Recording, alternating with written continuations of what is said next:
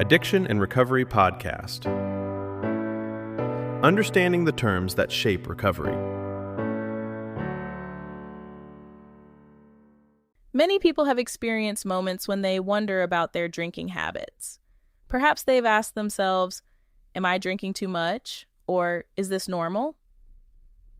Awareness of excessive drinking varies significantly among individuals. Some recognize when their alcohol consumption is high, while others may not perceive it as excessive at all. It's important to understand that this lack of perception does not necessarily reflect a lack of intelligence or denial. Many factors can influence how individuals assess their drinking. For instance, comparing personal consumption to social norms can lead to different conclusions about what is considered excessive. Just because someone drinks heavily does not mean they are unaware of their patterns, nor does it imply that awareness will automatically lead to a desire for change. A common misunderstanding is that excessive drinkers always know their drinking is problematic. However, an individual's assessment of what constitutes excessive may differ from clinical definitions or the perceptions of others. Many people assume that if someone doesn't admit their drinking is excessive, they are being dishonest.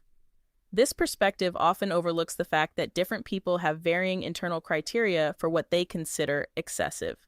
Another point to consider is that recognizing one's drinking patterns does not mean an individual is ready to cease or alter their consumption. Awareness alone does not translate into an immediate intention or ability to make changes. In practical terms, someone's perception of their drinking can be significantly influenced by their peer group. If they are surrounded by friends who drink heavily, they may view their own drinking as typical rather than excessive. Over time, tolerance to alcohol can also increase, leading individuals to consume larger quantities to achieve the same effects they once felt with less. This gradual shift can make previous consumption levels feel normal, obscuring the actual increase in intake.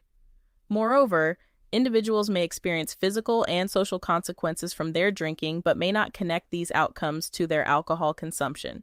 For example, someone might face difficulties at work or in relationships without identifying their drinking as the root cause. It's crucial to emphasize that not recognizing one's drinking patterns does not mean individuals are deliberately ignoring the evidence. Perception is subjective and varies from person to person. This lack of awareness does not assess an individual's readiness for change. Awareness is distinct from motivation. Additionally, it doesn't imply any specific diagnostic category for alcohol use. The perception of quantity is separate from clinical diagnosis. Understanding these nuances is essential, especially in discussions around recovery and behavioral health. It highlights the complexity of addiction and the individual journey toward awareness and change. Topics like this are often explored in addiction counseling education. Programs such as those offered at InterCoast colleges include discussions about behavioral health and recovery support. If you'd like to learn more about education pathways in this field, you can visit intercoast.edu.